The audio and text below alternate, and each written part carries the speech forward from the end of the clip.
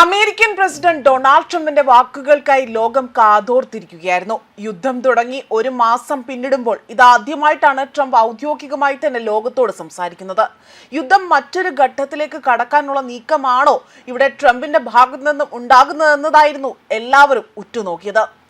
ലോകത്തോടാകട്ടെ അദ്ദേഹം യുദ്ധം ജയിച്ചു എന്നതാണ് ഇതിന് വിപരീതമായി തന്നെ എല്ലാവരെയും ആശങ്കയിൽ ആഴ്ത്തിക്കൊണ്ട് വീണ്ടും അദ്ദേഹം പറഞ്ഞിരിക്കുന്നത്.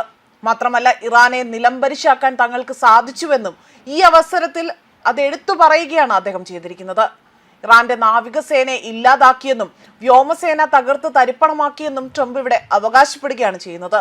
ഇതോടുകൂടി തന്നെ ട്രംപിന്റെ വാക്കുകളിലൂടെ തന്നെ ലോകം ഉറ്റുനോക്കിയ ആശങ്ക ഇല്ലാതായെങ്കിൽ പോലും പൂർണ്ണമായും അത് ഇല്ലാതായിട്ടില്ല, അല്ലെങ്കിൽ അത് ഒഴിഞ്ഞു പോയിട്ടില്ല എന്നത് തന്നെയാണ് രാഷ്ട്രീയ നിരീക്ഷകരടക്കം അഭിപ്രായപ്പെടുന്നത്. അതേപോലെ തന്നെ ആർട്ടിമിസ് 2 വിജയകരമായി തന്നെ വിക്ഷേപിച്ചു. അത് നാസയിലെ ടീമിനെ അഭിനന്ദിച്ചുകൊണ്ടും ചന്ദ്രനിലേക്ക് യാത്ര ചെയ്യുന്നവരെ പ്രശംസിച്ചുകൊണ്ടുമായിരുന്നു ട്രംപ് തന്റെ പ്രസംഗം ആരംഭിച്ചത്. അവിടെ രാത്രിയോടുകൂടി തന്നെ ഇറാന്റെ നാവികസേന ഇല്ലാതായി എന്നും US പ്രസിഡന്റ് ഡൊണാൾഡ് ട്രംപ് ഇവിടെ വ്യക്തമാക്കുകയാണ് ചെയ്തിരിക്കുന്നത്. അവരുടെ വ്യോമസേന തകർത്തു തരിപ്പണമായി, അവരുടെ മിക്ക നേതാക്കളും കൊല്ലപ്പെട്ടിരിക്കുകയാണ് എന്നും ട്രംപ് ഇവിടെ വ്യക്തമാക്കുന്നുണ്ട്. ഇറാന്റെ മിസൈലുകളും ഡ്രോണുകളും അവിടെ വിക്ഷേപിക്കാനുള്ള ശേഷി ഗണ്യമായി കുറഞ്ഞതായും പറയുകയാണ്. ഇറാന് നിർണായകമായ തിരിച്ചടി നൽകിയതിന് US സായുധ സേനയെ ട്രംപ് പ്രശംസിച്ചുകൊണ്ടാണ് തന്റെ വാക്കുകൾ ഇവിടെ ആരംഭിച്ചിരിക്കുന്നത്. ട്രംപിന്റെ വാക്കുകൾ പരിശോധിക്കുകയാണെങ്കിൽ അദ്ദേഹം പറഞ്ഞ കാര്യങ്ങൾ ഇങ്ങനെയാണ്: ഈ യുദ്ധത്തിൽ അമേരിക്ക ജയിച്ചിരിക്കുന്നു. ഞാൻ എപ്പോഴും ആ ഒരു നയതന്ത്രത്തിന്റെ പാത തിരഞ്ഞെടുക്കാൻ ആഗ്രഹിച്ചിരുന്നു. എന്നാൽ ഇറാൻ എല്ലാ കരാർ ശ്രമങ്ങളെയും നിരസിച്ചുകൊണ്ട് തങ്ങളുടെ ആണവ പദ്ധതികളുമായി മുന്നോട്ട് പോവുകയായിരുന്നു. ഒബാമയുടെ ആ ആണവ കരാർ നിലവിൽ ഉണ്ടായിരുന്നെങ്കിൽ ഇസ്രായേലിന്റെ നിലനിൽപ്പിന് ഭീഷണിയായേനെ. അതേപോലെ തന്നെ വെനസ്വേല അവിടെ ഉള്ളതിനാൽ തന്നെ നമുക്കിനി പശ്ചിമേഷ്യയിൽ നിന്നുകൊണ്ട് അവരുടെ എണ്ണ വേണ്ട. ഫെബ്രുവരി 28-നാണ് യുദ്ധം തുടങ്ങിയത്. ആകെ 32,000 പ്രതിഷേധകർ കൊല്ലപ്പെട്ടു. ഇപ്പോൾ ആ സംഖ്യ 45,000 ആയി എന്നും മറ്റു പ്രസിഡന്റുമാർ ചെയ്ത തെറ്റ് താൻ തിരുത്തിക്കൊണ്ട് അതായത് ആ ചെയ്ത തെറ്റുകൾ താൻ തിരുത്തിക്കൊണ്ടിരിക്കുകയാണ് എന്നതാണ് ട്രംപിന്റെ വിശദീകരണം.